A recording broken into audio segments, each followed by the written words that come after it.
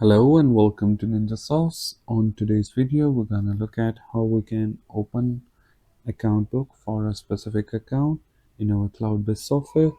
So first of all, we click on three lines, we navigate to accounts, we click on list of accounts, and as we can see that here are all of our accounts. So for instance, if we want to open an account book for the account that we have created in our last video, so we click on account book, then we can select the date range. Here you will see all the list of transactions in a table below.